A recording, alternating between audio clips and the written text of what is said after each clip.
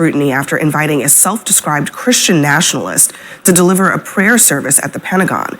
Pastor Doug Wilson is the co-founder of a growing network of churches that Pete Hegseth is a part of. He believes that women should not be allowed to vote, that some slave owners were decent human beings, and that society should be governed by a strict interpretation of biblical law, where homosexuality, for example, is a crime. Well, sign me up. Who is this guy? Can I get some more information on this pastor? What's up, y'all? Welcome back to the channel. It has been a while since I've been here. If you can hear my voice, I was a little sick. I know that nobody probably even cares because this is a faceless channel, but there's still a person behind this channel. So anyway, we're going to watch Newsnight with Abby Phillips. Abby Phillip is going to discuss this Christian nationalist pastor who was at Mar-a-Lago or whatever, who prayed for the nation. Abby Phillip is already setting up the feminist point of views on this Christian nationalist pastor and the so-called controversy of why this Christian nationalist pastor should not have been praying for the nation in whatever situation Pete Hegseth had him at. I think there was like a dinner or something yesterday. But Abby Phillip and the set at CNN is going to explode over this reporting. And pretty much gave up my bias in the first 30 seconds. But let's go ahead and watch it and see what these people have to say. Let's get into it. I think this is pretty interesting.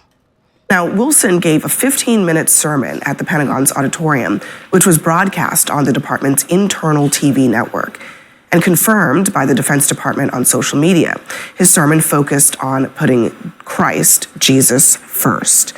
I guess he calls himself a paleo-Confederate something or another. But this is a man who, in addition to everything that we just talked about, I mean, he has gone to great lengths to explain why slavery was not as bad as people make it seem. He said, slavery as it existed in the South was not an adversarial relationship with pervasive racial animosity. Because of its dominantly patriarchal character, it was a relationship based on mutual affection and confidence. There has never been a multiracial society which has existed with such mutual intimacy and harmony in the history of the world. That's a real quote. Dr. West? No. Oh, brother, Pastor Wilson. I'm praying for him in the name of my sweet Jesus. You know what I mean?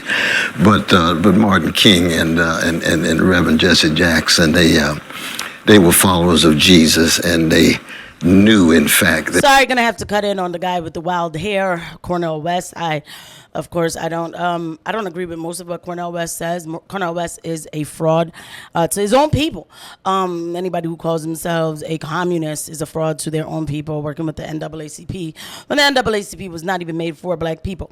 Cornel West says that Martin Luther King was a believer of Jesus. Actually, that is not true. Martin Luther King, I did find one of his letters that he wrote to some, I forgot who it was, I think like some Jewish man, some Zionist or something, telling them that he did not believe that Jesus was resurrected and how crazy that story was, okay? That is the arc of being a Christian, and Martin Luther King didn't believe in that. He was a fraud. People always go after Martin Luther King over the fact that he had like affairs with other women and stuff like that. And I'm like, well, actually there's a better argument, but you know how it is, the mainstream doesn't want you to have the real argument. If you guys can't handle... This is going to be this is going to be a clip that I'm going to say everything I'm thinking. I do hope you stick around for it. Please don't forget to give me a like and subscribe and hit the notification bell. But I'm not going to hold back on this clip. I'm just not. And I hope people can handle it. Get ready. Jesus has always been used and deployed in such a way that it accommodates the empire, organized hatred, weaponized greed, and institutionalized indifference to the weak. That's the history of the institutional church at its worst. Now, those of us who are Christians hold on to the prophetic version. So I would want to ask my dear Pastor Wilson, who was Jesus really to you? Do you think that loving thy neighbor leads toward saying those kind of things about precious black people and enslaved Africans? What would he say if somebody came along and said, in the name of Jesus, only women can vote, but men can't vote? Where's the golden rules? Do unto others as you would have others to do unto you. Yeah, people like to quote from the Bible all the nice little, all the niceties, the fluffy stuff, do unto others and everything, which is so true. But the truth is the truth. Christianity is very much a patriarchal religion. Just because feminists and communists and frauds and liars have come in and infiltrated the church, does not mean that the religion itself has changed.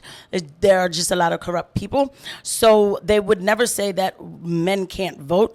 There are Bible verses that talk about men being on the pulpit, that woman is not supposed to lead in prayer. I mean, these are real things, okay? I don't know why when I say this makes women feel like, oh, what do you think, I'm less than? I didn't write the Bible. You don't have to feel less than. There's a place for everybody. Everybody has a role. Gender roles are real, okay? There's that. And then, again, I say to this guy, everybody always, listen, I don't connect to slavery. I just don't. I decided that I'm not doing it anymore. I'm tired. I am so tired of being reminded, they beat you, they beat you, they beat you. Like, that's always what they want people to remember. But I've been down south, and I've also heard stories where actually it wasn't always like that, where families actually, even after they were free, decided to stay with that other, like the John Russell family and stuff like that. Like, go down South Carolina, they really tell you the true history of slavery. I'm not saying it was a beautiful thing. I wasn't there. I'm not there to know how it was, and I thank God I wasn't there. But my gosh, we keep on talking about the same old thing. And so in that regard, this is just not Christianity. You get the Judaic forms, prophetic, Heschel, forms of Judaism that conform to empire, white supremacy, whatever it is. Muslim, look at Iran right now. The heroic struggles of everyday Iranian people against what? Against versions of Islam that Malcolm X would bring major critique to bear because it represses everyday people. So that in that regard, I'm not surprised, but Cornel West and his gap needs to just leave. I'm sorry, I have to skip because he's putting on propaganda. He is nothing but a mouthpiece for the corporations, for the Zionists who run this country, and that's just really what it is, okay? So they come in all forms, okay? This is a left-wing one, right? And then let me just say this last part, too, because it sounded like you said something about Judeo-Christianism. There's no such a thing. Look, we all know that that's out there, yes, right? That's right. Christian nationalism is not a new concept. And in fact, right. these types of pastors who have been defending Jim Crow and slavery have been around since the dawn of Jim Crow and slavery. Absolutely. But for him to be invited to the Pentagon in the United States government, I don't understand how that can even happen. Well, let's clarify a few things. One, this is a voluntary deal, so you're not forced to attend it if you work at the Pentagon.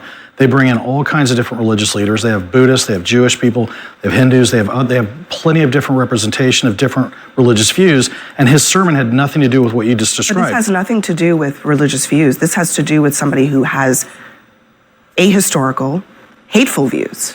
Well, look, Christian. Louis Farrakhan had a lot of different views, and Louis Farrakhan was presented invited to the Pentagon. He was invited to a lot of powerful places. He was invited to the Pentagon. I don't know if he was invited to the Pentagon or not. Was he? He was certainly invited to government. Was he invited to the White House? He was certainly invited to government. I mean, look, facilities. I think it's a question of, is it appropriate? Look, there are Christian pastors and interfaith leaders in the Congress. Nobody is disputing that. The question is this guy. But he didn't talk about any of that. He talked about victory in battle. He talked about faith. Well, I mean, you're saying that he has certain views, so therefore he should be ostracized and not allowed in the Pentagon. Yes, I am saying that. And I'm saying that they let all kinds of different views in there. So you don't agree? You think that it's okay to be there? I think that Pete Hegseth has a right to, they have a right to have different views there. I do think they have a right to have different views. But here's the thing. So I ran the faith portfolio for Barack Obama, and we did bring different views. Yeah. We had the Guru Nanak celebration. We had Diwali. We had our iftars. We had the the Easter prayer breakfast. Ran them all. Different views. We didn't bring jihadists in the White House. We didn't bring white supremacists in the White House. We read people's sermons. We ensured that the words that they professed because of their faith were not demonizing another faith. We had Hanukkah at the White House. I believe that we are a nation that should celebrate different faiths. I really do. Not, though, at the expense of others. Second, what he was saying about slavery has nothing to do with spirituality or Christianity or any faith. It is a perverse approach. There was no harmony between the master and the slave. The master may think that, but the slave had no power. That is just a fact, and that is wrong. And if it's not the case, then why doesn't he become a slave? because I'm sure there wouldn't be no harmony there. And then the final thing is, it is not an isolated event. We cannot look at this as an isolated event. We cannot say that 2 weeks ago, when apes are put on a website, and then you bring somebody into the White House that says slavery was a harmonious condition, that they don't go hand in hand. It does. And so as a person who feels like his language could come harm to my ancestors, to me, and for the people to come before, I think we can say diversity of views are appropriate. I think we have to stand on some moral clarity that slavery does not fall in that category. Brianna, Pete Hegseth knows that this guy is controversial because when CNN did a piece about him a while back, he responded to it with a tweet saying, "All of Christ for all of life," seemingly to endorse the controversial things that he said in that interview. So he knows, right, that this is controversial. Why would he do something like this? Well, I'm curious if he knows about the slave remarks. I know that this pastor's controversial, according to some, for his views on women and family structure. He was asked about it, by the way, in that interview with He was asked specifically about the slavery thing? Yes, he was, yeah. Well, if it was up to me, I would not have invited this specific pastor precisely over those comments. I also don't control the Pentagon. I think that there are plenty of other good Christian pastors out there that they could have invited. And if I was recommending to Pete Hegseth, I would probably say the same thing. Well, we do control the Pentagon indirectly. It's our... I mean, me personally. It's such a wasted opportunity because what Hal said is true. It should be a place. People should be able to pray. They want to pray the way they want to pray. That's a fundamental human right. And diversity of this nation's diversity of spiritual life is a strength. And frankly, we could use more of it right now. And it's such a wasted opportunity to go to this degraded spiritual place and divide us again along these lines.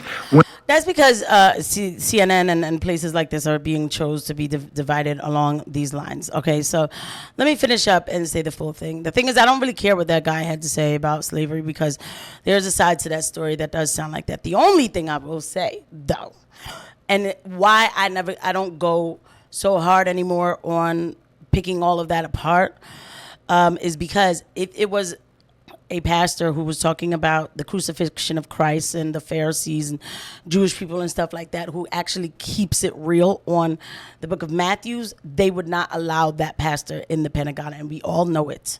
So that's why I don't fight so hard when I say, what's the big deal of having him there? But I'll just say it like that, and I'll leave it there. I won't go hard come on, you guys, we can look at slavery many different ways, because we don't do that for all groups, okay? Because at the same time, while CNN is having this discussion about this pastor and it's horrendous thing that he said about slavery, there was a religious liberty meeting that was done where this lady, Carrie Jean Bowler, Carrie Perjean, I think is her name, Bowler, she was removed from the religious liberty meeting or committee as a Catholic who says that Catholics are not supposed to support Zionism. They fired her for saying that. That's the scandal, not this. This is not the scandal. That's the scandal. So since we don't have the same energy across the board, I'm not going to go hard and say, oh, we need to forget about slavery and this, that, and the third. I used to say stuff like that, but I don't say it anymore. I don't. Because we don't keep the same energy for all groups. So I understand if somebody wants to hold on to this. I do understand that. For me, but I'm also not going to tell lies like Cornel West is saying about Martin Luther King loving Jesus and all that. He worked for Zionists as well. So, you know what I mean? It's across the board, okay? This is what it is, okay? And then just even this whole topic, the biggest thing happening in the Pentagon right now, first of all, who is it, Terry Moore, who says that we run the Pentagon. We don't run anything. We're getting ready to go to war with Iran, and these people are talking about praying and all of that. They're talking about a pastor who wrote a book. Okay, thank you. I'll see you guys at the next one. Bye.